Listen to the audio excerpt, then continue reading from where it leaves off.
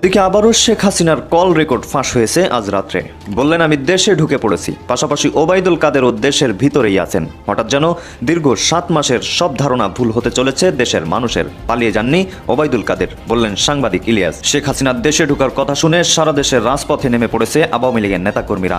ওবায়দুল কাদের এখনো বাংলাদেশে আছে, আমি খুব বিশ্বস্ত সূত্র থেকে এটা জেনেছি। আমাকে সেই অফিসার বলছে, আমরা দীর্ঘদিন পরে বোধহয় এরকম একটা কর্মসূচি দিতে আমরা বাধ্য হচ্ছি, কারণ আজকে বাংলাদেশের যে দুরবস্থা, চরমভাবে মানবাধিকার। সৈনিকেরা প্রস্তুত হয়ে যাও, এইবার বিজয়ের পতাকা হাতে তুলে নেওয়ার সময় এসে গেছে।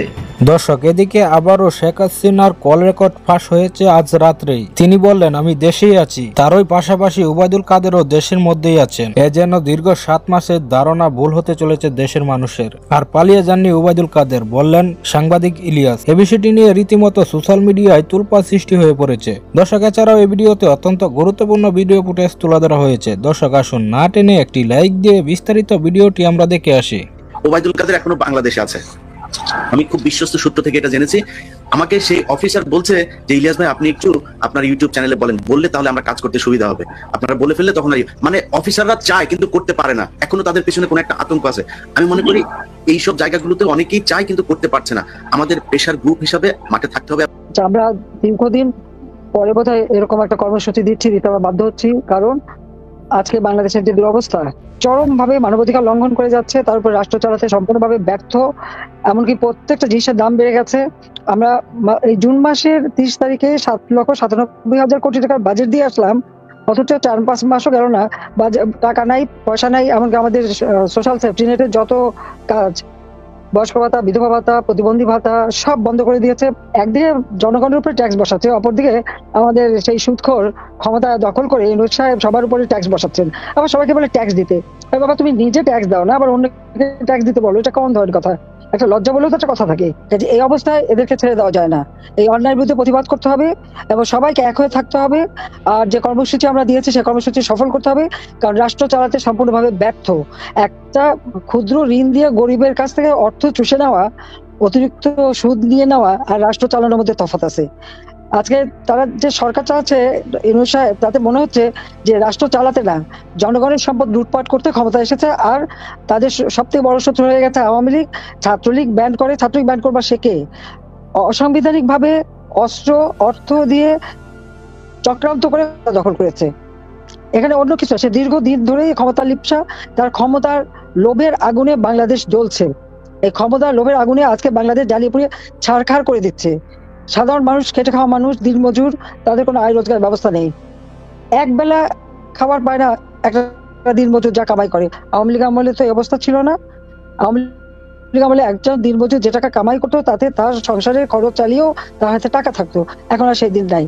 মনে করছে আওয়ামী লীগ একেবারে হত্যা করে শেষ করে দেবে। আওয়ামী লীগ কোনো পরগাছা না। আওয়ামী লীগ কোনো অবৈধভাবে ক্ষমতা দখলকারীর পকেট থেকে বের হয়নি। আওয়ামী লীগ এদেশের মাটি মানুষের সংগঠন, এবং মাটি মানুষের কথা বলেই আওয়ামী লীগ গড়ে উঠেছে। আওয়ামী লীগ গড়ে উঠেছে বাংলাদেশের সাধারণ মানুষের অধিকার প্রতিষ্ঠার জন্য, এবং সেটা আমরা প্রমাণ করেছি। 2008 সালের নির্বাচনে 233টা সিট পেয়েছিল আওয়ামী লীগ। তারপর থেকে আওয়ামী লীগের বিরুদ্ধে চক্রান্ত শুরু। আজকে বাংলাদেশ কোথায় গেছে? ঠিক এই জুলাই মাস পর্যন্ত, তার আগ পর্যন্ত বাংলাদেশের একটা মর্যাদা ছিল বিশ্বব্যাপী। বাংলাদেশকে উন্নয়নের রোল মডেল হিসেবে চিহ্নিত করা হতো, সম্মান দেওয়া হতো, বাংলাদেশকে বলা হতো উন্নয়নের বিষয়, এবং আমরা তা করতে পেরেছিলাম। ছাত্রছাত্রীরা কি আন্দোলন করলো যে আজকে তারা নতুন বইও পায় না, অথচ আমাদের বাজেটে সব টাকা ধরা ছিল। বই ছাপানোর কত টাকা লাগবে সেটাও ধরা ছিল। আমরা ইনফ্লেশন 8 থেকে 9 ভাগের মধ্যে ধরে রেখেছিলাম, আজকে 14 ভাগের উপরে। প্রত্যেকটা জিনিসের দাম বেড়েছে। হ্যাঁ, এখন শীতকাল, শাকসবজির একটু দাম কমেছে, কিন্তু তাতে মানুষের আয় তো বাড়েনি। কিন্তু আমাদের সময় মাথাপিছু আয় আমরা 2,793 মার্কিন ডলার উন্নীত করেছিলাম। আজকে সেই নোবেল লরেট ইউনূস সাহেব ক্ষমতা এসে সেই প্রবৃদ্ধি ওই একই প্রান্ত থেকে কমিয়ে এনে 1.81 ভাগে নামিয়ে আনে। দেশকে এগিয়ে নিয়ে যেতে দেয়নি, পিছিয়ে দিচ্ছে। একের পর এক ব্যাংক বন্ধ হয়ে যাওয়ার উপক্রম, শেয়ার মার্কেটের টাকা সব লুটপাট। আর বাজেটে যত টাকা রেখে এসেছিলাম আমাদের সামাজিক নিরাপত্তা, ছেলে মেয়েদের বই, মৃত্যু প্রবৃত্তি, বা বয়স্ক ভাতা, বিধবা ভাতা, প্রতিবন্ধী ভাতা, মুক্তিযোদ্ধা ভাতা থেকে শুরু করে দেশের উন্নয়নের যতগুলি কাজ আমরা করে যাচ্ছিলাম, সেই অর্থ সম্পদ সবই লুটপাট করে নিয়ে যাচ্ছে। গ্রামীণ ব্যাংকের টাকা পাচার করেছে, গ্রামীণ ফোনের টাকা পাচার করেছে, এখন আমাদের বাজেটের টাকাও পাচার, এবং মানুষের অর্থ আত্মসাৎ, তার উপর ভ্যাট, ট্যাক্স সবকিছু দিয়ে মানুষের পকেট খালি এবং ইউনূসের পকেট ভারী। এটাই তারা করে যাচ্ছে। আজকে একটা কথা বলবো, ডক্টর ইউনূস তার ভাই ব্রাদার বোন তাদের ভাগ্নে ভাতিজা যে যেখানে আছে কার কত সম্পদ বাড়লো এটা হিসাব নিতে হবে। উপদেষ্টা মণ্ডলী তাদের এবং তাদের পরিবার, স্ত্রী অথবা স্বামী অথবা ভাই ব্রাদার ছেলে মেয়ে কার কত বেশি সম্পদ হয়েছে সেটা দেখতে হবে। যারা তার ওই চেলা চামুন্ডা ছিল সমন্বয়করা, তাদের এই 4-5 মাসের মধ্যে কত সম্পদের মালিক হলো তারা। তাদের বাপ ভাই আবার নতুন নতুন বিয়েও করেছে, শ্বশুর বাড়ি কত টাকা কামাই করলো, এই সব কিছু আজকে খোঁজ করে বের করতে হবে সবাইকে। 1 কোটি পরিবারের জন্য টিসিবির কার্ড করে দিলাম, মাত্র 30 টাকা কেজিতে চাল কিনতে পারবে। 20 লক্ষ মেট্রিক টন চাল তো আমি রেখে এসেছি, চাল গেল কোথায়, কি করছে সেগুলি? যে আজকে চাল দিতে পারবে না, খাবার দিতে পারবে না, তাহলে ক্ষমতায় থাকা কিসের জন্য? শুধু নিজেরাই খাবে। ওই যমুনায় বসে বসে চর্বচঞ্চ লেজ্জ পেয় নিয়ে সুখ করে খেয়ে যাবেন, আর আমাদের গরিব মানুষ ডাস্টবিনের কাছ থেকে খাবার কুড়িয়ে খাবে। এটা সহ্য করা যায় না। এই ইন্ডু সরকারের কোনো অধিকার নাই এই ভ্যাট ট্যাক্স দেওয়ার। ভ্যাট ট্যাক্স দিতে হলে আইন কোথায়, পার্লামেন্টে পাস করতে হয়, উড়ে এসে জুড়ে বসে দেওয়া যায় না।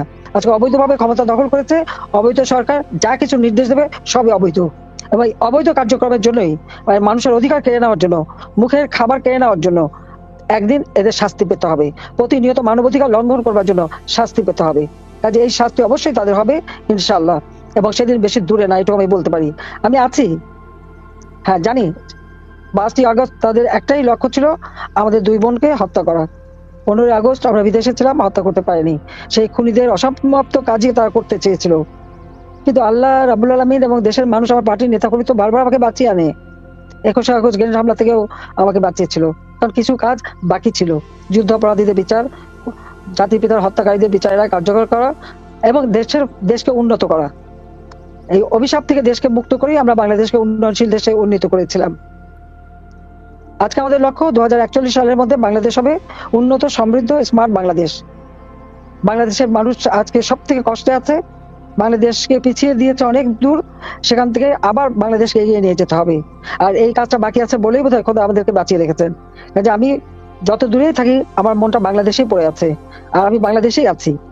কোথায় আমি থাকলাম সেটা বড় কথা না, কিন্তু আমার বাংলাদেশটা এবং বাংলাদেশের জনগণের পাশে আমি আছি, সেই বার্তাটাই দিতে চাই। আর এই অন্যায় অবিচার থেকে বাংলাদেশের মানুষকে ইনশাল্লাহ মুক্ত করবো। কাজে এই আন্দোলনের যে কর্মসূচি আমরা দিয়েছি, তোমরা প্রত্যেকের ঘরে ঘরে যাবে এবং আমাদের বার্তাটা পৌঁছে দেবে এবং তাদের সকলের সুখ দুঃখের সাথী হবে, এটাই আমি চাই। করে যাচ্ছে আজকে সংবিধান সংস্কার করতে চাই, এত বড় দুঃসাহস জয় সংবিধানে হাত দেয়। লাখো শহীদের রক্তের বিনিময়ে আমরা স্বাধীনতা পেয়েছি। জাতির পিতা বঙ্গবন্ধু শেখ মুজিব মাত্র 10 মাসের মধ্যে সংবিধান আমাদের দিয়েছেন। অনেকে কাটাছেড়া করেছে, কিন্তু সংবিধান বাতিল করবার সাহস কারো হয়নি, এবং এই সরকার তা পারবে না। এই অধিকার তাদের নাই, জনগণ সেই অধিকার তাদের দেয় না, এটা তাদের মনে রাখতে হবে। কাজে জনগণকে আজকে রুখে দাঁড়াতে হবে, আর জনগণের পাশে দাঁড়াবে তোমরা, আমরা সবাই আছি তাদের পাশে। আমাদের বোধহয় যেদিন অবরোধ সেই দিন পূজা আছে, কাজে পূজা থাকলে ওটা আমাদের যারা হিন্দু সম্প্রদায় তার সাথে আলোচনা করে প্রয়োজনীয় ওই প্রোগ্রামটা ভিন্নভাবে করা। আমাদের মধ্যে যথেষ্ট অপপ্রচার করে, ওর তো টাকার তো অভাব নাই। বাংলাদেশের সব টাকা চুষে নিয়ে বিদেশে পাচার করেছে, এখন বিদেশে কত টাকা পাচার করেছে সেটা খুঁজে বের করতে হবে। আমাদের বিরুদ্ধে তদন্ত করে ইউনূসের বিরুদ্ধে 5টা মামলা হয়েছিল দুর্নীতি দমন কমিশনে, নিজে ট্যাক্স দেয়নি। 666 কোটি টাকার মামলার রায় 6 আগস্ট হওয়ার কথা ছিল, ক্ষমতা এসে সবার আগে নিজের মামলাগুলি উনি বাতিল করেছেন, যেটা করতে পারে না। রায়ের জন্য যে মামলা বসে।